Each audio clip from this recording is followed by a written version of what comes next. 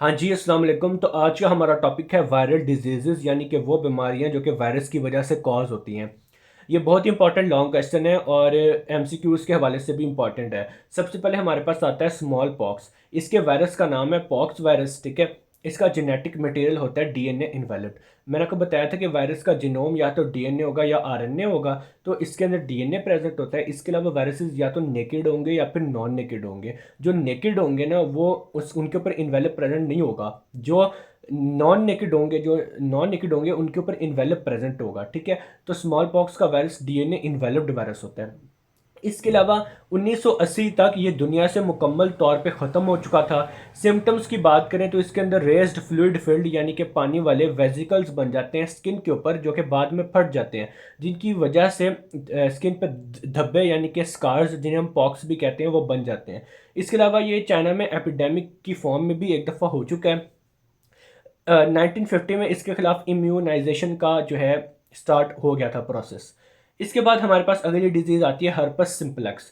इसके वायरस का नाम है हर्पस वायरस। जेनेटिक मटेरियल इसका डीएनए इन्वेलप्ड है। सिम्टम्स की बात करें तो इसमें वेस्कुलर लेजन्स बन जाती हैं, जो एपिथेलियल लेयर होती है ना एक्टोडर्मल टिश्यूज़ के ऊपर, उसके ऊपर बन जाती हैं, और ये इन्फेक्ट करता है जो आपका मुंह है, आपके होंठ हैं और जो स्किन है, उनके ऊपर ये इफेक्ट करता है, ठीक है?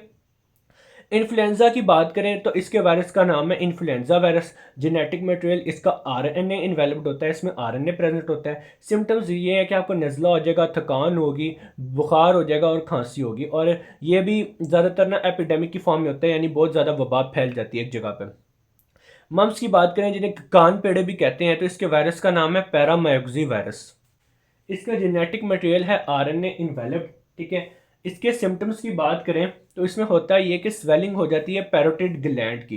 पैरोटिड ग्लैंड जो है ना, ये कान के पास होता है, तो कान के पास ना स्वेलिंग हो जाती है। ये ना वाइड स्प्रेड होता है और कंटेजियस होता है, यानी कि हाथ लगाने से ही ना ये मतलब फैल जाता है, बहुत ज़्यादा फैलता है ये। और सेल्डम, इसका मतलब ये है कि ये इतना ज़्यादा नुकसानदेह नहीं होता है, लोग इससे नहीं मरते, ठीक है?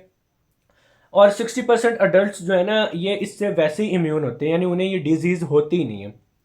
मीजल्स की बात करें तो इसके वायरस का नाम भी पैरामेक्सी वायरस है और इसका जेनेटिक मटेरियल आरएनए इन्वेलप्ड है। इसके सिम्टम्स ये हैं कि आपकी स्किन पे रेड रैशेज हो जाएंगे, ठीक है?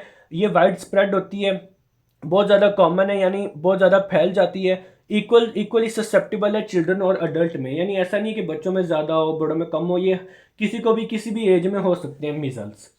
पोलियोमाइलिटिस की बात करें तो ये, इसका वायरस का नाम है पोलियो वायरस। जिनकी जो टीमें में नहीं आती पोलियो के कतरे पिलाने, तो ये इसी वायरस के लिए होता है। इसका जेनेटिक मटेरियल होता है आरएनए नॉन इन्वेलप्ड। इसके सिम्टम्स ये हैं कि आपके बाजू या फिर आपकी टांगें सिकुड़ जाएंगी और वो फिर काम करने के काबिल नहीं रहेंगी। ये सबसे स्मॉलेस्ट वायरस है, ये स्फेरिकल होता है और ये बच्चों में ज़्यादा कॉमन है। अच्छा, ज़रूरी है कि अगर आपके घर कोई टीम आती है पोलियो वाली बच्चों को कतरे पिलाने, तो आपको चाहिए कि आप ज़रूर अपने जो घर के छोटे बच्चे हैं उनको पोलियो के कतरे पिलाएं। इसके अलावा जो पोलियो की टीम्स हैं, वो आपको पता है मुल्क को कौम की खिदमत करी, तो अच्छा है कि आप उन्हें, अगर गर्मी है तो आप उन्हें ठंडा पानी दे दें, ठीक है? अगर आप उन्हें खाना प्रोवाइड कर सकते हो तो आप उन्हें खाना प्रोवाइड करें, अच्छी बात है, ठीक है? तो हमारा ये टॉपिक ख़त्म होता है। मेरे कि आप लोगों को समझ आ गई होगी। अल्लाह हाफ़िज़।